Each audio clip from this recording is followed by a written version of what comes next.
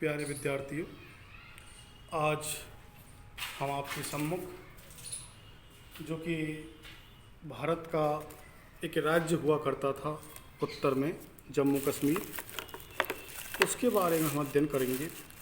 लेकिन वर्तमान में जम्मू कश्मीर 5 अगस्त 2019, जैसा कि आपने विभिन्न मीडिया, इलेक्ट्रॉनिक मीडिया या प्रिंट मीडिया में देखा होगा कि 5 अगस्त और 2019 को जम्मू कश्मीर राज्य को और 2 केंद्र शासित प्रदेशों में विभाजित कर दिया गया, बाइफरकेशन कर दिया गया, जिसमें जम्मू कश्मीर ये वाला हिस्सा एक केंद्र शासित प्रदेश और दूसरा हिस्सा जो उसके उत्तर में है लद्दाख केंद्र शासित प्रदेश के रूप में और बना दिया गया।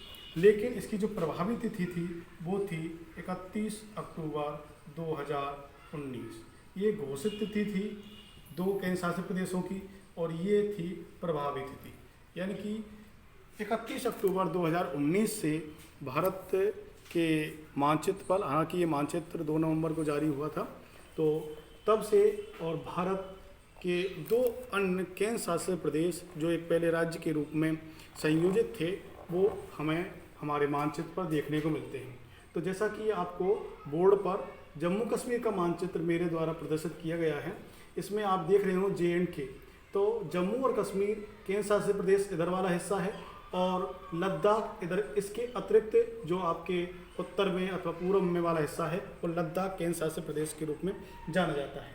लद्दाख केंद्र शासित प्रदेश में 2 जिले बनाए गए हैं, एक तो लेह है, दूसरा है कारगिल। कारगिल का आपने नाम सुना ही होगा कि 1999 में और कारगिल युद्ध जो कि पाकिस्तान के साथ हुआ था और उसमें पाकिस्तान की जो सेनाएं थी वो कारगिल की तरफ प्रवेश कर गई थी और भारतीय सेना ने उनको खदेड़कर 26 जुलाई 1999 को कारगिल युद्ध में विजय प्राप्त की। तो ये आज हम भारत के उत्तरवर्ती एक महत्वपूर्ण राज्य जो आप 2 केंद्र शासित प्रदेशों में विभाजित है उसकी जो खूबसूरती है अथवा उसमें फलोद्यान हैं, उसमें केसर आदि की खेती हैं, तो उसमें डल और बुलर झील की प्राकृतिक सौंदर्य है, पहाड़ों का प्रदेश है, तो आदि ऐसी विशेषताएं उस राज्य में अथवा उन 2 केंद्र शासित प्रदेशों में निहित हैं, जिनके संदर्भ में आज हम राजनीतिक और भौगोलिक दोनों ही आयामों में उसका अध्ययन करेंगे। तो अब हम ये देखते हैं कि जब राजनीतिक क्षेत्र के रूप में हम देखते हैं तो ये जम्मू कश्मीर राज्य और 2 केंद्र शासित प्रदेशों में विभाजित कर दिया गया, लेकिन इसके साथ भूगोल और राजनीति को हम सम्मिलित करते हुए इसका अध्ययन आगे करते हैं। तो आपको ये द्वितीय मानचित्र आपके सामने बोर्ड पर प्रदर्शित किया गया है। इसमें आप देख रहे हो कि विभिन्न शेडिंग से, विभिन्न कलर्स की शेडिंग से और मैंने कुछ दिखाने का प्रयास किया है, जिसमें आप ये देख रहे हैं कि जो ब्लू कलर की जो शेडिंग है वो ये जो ब्लैक कलर की जो लाइन है इसको बोलते हैं हम LOC, लाइन ऑफ कंट्रोल। ये जो भारत और पाकिस्तान में 1947 में जब युद्ध हुआ था तो उस समय जो सेनाएं जहां पर आ गई थी दोनों आमने सामने, तो वहां पर संयुक्त राष्ट्र संघ ने जब युद्ध विराम की घोषणा कर दी तो वो जो लाइन है जहां तक थी वो LOC and line of control के रूप में जाना जाता है। इसी प्रकार एक शब्द और आप सुनते हो वो है LAC। तो LAC चीन जो कि 1962 में जो चीन के साथ युद्ध हुआ था उसमें अक्साई चिन्ह वाला जो हिस्सा है वो चीन के कब्जे में चला गया। तो चीन के कब्जे में जाने के बाद यहाँ पर चीन का कब्जा है और ये जो क्षेत्र है वो जाना जाता है LAC, line of actual control, वास्तविक सीमा रेखा। तो ये LOC और LAC है, लेकिन LAC के बाद जो चीन का कब्जा है उसको बोलते हैं अक्साई चिन्ह और इधर LOC के बाद जो पाकिस्तान का कब्जा है उसको बोलते हैं हम POK। POK एक शब्द है और POK का मतलब है पाक ऑक्यूपाइड कश्मीर, यानी कि पाक अधिकृत कश्मीर। तो ये जो क्षेत्र है वो POK के दायरे में आता है और इसका हम जब क्षेत्रफल देखें तो POK का जो क्षेत्रफल है ये वाला हिस्सा, ये जो उत्तर पश्चिमवर्ती जो क्षेत्र है उसका हिस्से का है ये एरिया 64,817 किलोमीटर और इसके दक्षिणवर्ती हिस्सा है जहाँ पर मुजफ्फराबाद, पुंछ आदि डिस्ट्रिक्ट्स हैं, तो ये जो हिस्सा है वो है 13,297 वर्ग किलोमीटर हिस्सा। इसको सामान्यतः आज़ाद कश्मीर भी पाकिस्तान बोलता है, आज़ाद कश्मीर, जिसका लगभग 13,000 वर्ग किलोमीटर हिस्सा है। इसके बाद हमें देखते हैं कि कुछ हिस्सा इस POK का जो क्षेत्र है, इसके उत्तर में ये ब्लैक कलर का जो आपको दिखाई दे रहा है वो है, और ये सक्चगम के रूप में जाना जाता है, जो 1963 में और पाकिस्तान ने और चीन को और एक तरह से उपहार स्वरूप दे दिया था, और इसका जो एरिया है वो 5,180 किलोमीटर है। तो इस प्रकार हमें देख रहे हैं कि लगभग 78,000 वर्ग किलोमीटर हिस्सा इस समय POK के दायरे में, 37,555 वर्ग किलोमीटर हिस्सा अक्साई चीन के रूप में चीन के कब्जे में है, और लगभग 5,180 वर्ग किलोमीटर हिस्सा चीन को पाकिस्तान के द्वारा दे दिया गया। इसके साथ आप एक हिस्सा और देख रहे हैं, यहाँ पर ये हिस्सा, ये जो मैं दिखा रहा हूँ आपको रेड कलर से, ये हिस्सा सियाचिन ग्लेशियर है, जहाँ पर भारत की और सैन्य टुकड़ी हमेशा मौजूद रहती है, और यहाँ एक बहुत ही महत्वपूर्ण एक सामरिक क्षेत्र भी है इस समय। तो ये भारत का जहाँ सैन्य अड्डा भी है, और गोल्डन बेग ओल्डी के नाम से भी यहाँ पर एक सैन्य या हवाई अड्डा है। तो वर्तमान में यहाँ पर ये यहाँ से और यहाँ के बीच में एक सड़क बनाई जा रही है, और ये सड़क बनाया जाना ही भारत और चीन के विवाद का प्रमुख कारण है। इसके अतिरिक्त अभी कुछ जो विवाद चीन के साथ हुए हैं, उनमें जो क्षेत्र आते हैं, एक क्षेत्र है पेंगोंग लेक। तो ये पेंगोंग लेक यहाँ पर है, ये पेंगोंग झील है जो भारत और चीन के सीमावर्ती क्षेत्र में है, और यहाँ पर पेंगोंग लेक में कुछ जैसे अंगुलियों की जो हमारे हाथ में जो फिंगर्स हैं, उंगलियाँ हैं, उस ढंग की पहाड़ियाँ हैं। तो इस प्रकार 8 पहाड़ियाँ हैं, और उन 8 पहाड़ियों पर इस प्रकार इस ढंग से, और इस प्रकार 8 पहाड़ियाँ हैं, 1 2 3 4 5 6 7 8, और यहाँ पर एक झील है जिसको बोलते हैं पेंगोंग लेक।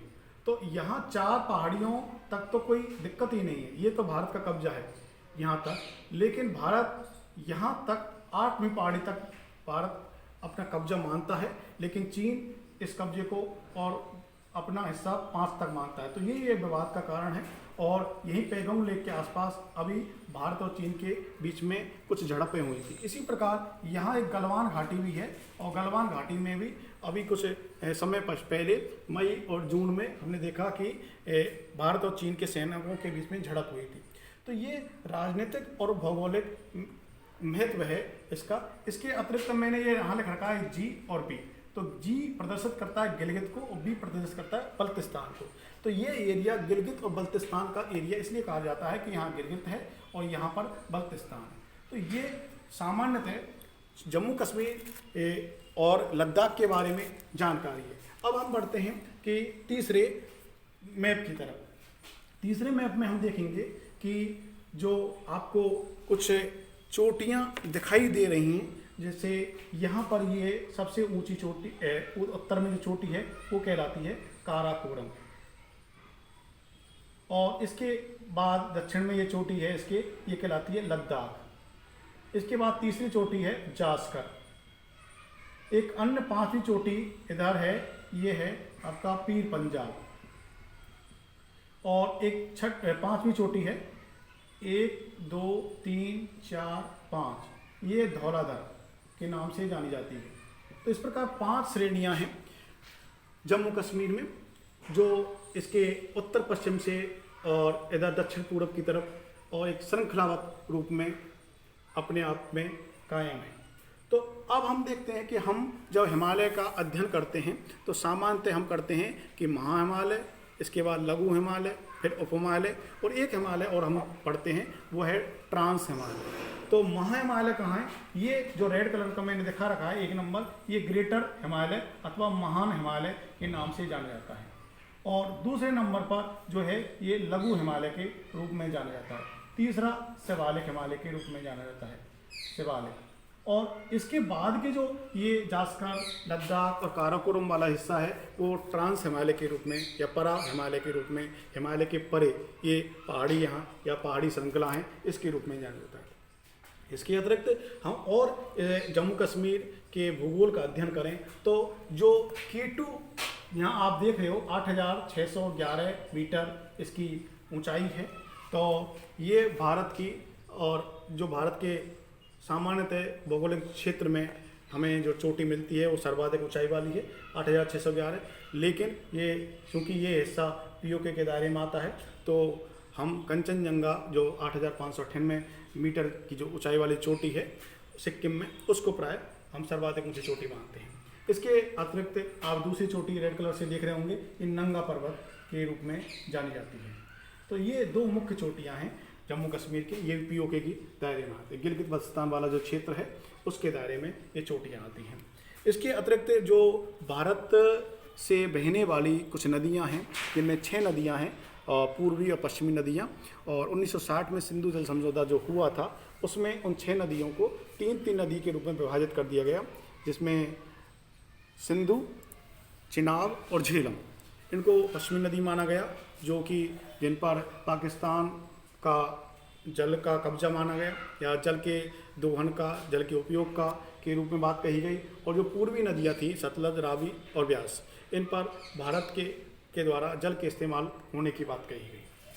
तो हम ये देखते हैं कि जो लद्दाख से नीचे जास्कर है, तो यहाँ से लद्दाख के नीचे से और इधर से कैलाश श्रेणी के आसपास से और सिंधु नदी निकलती है।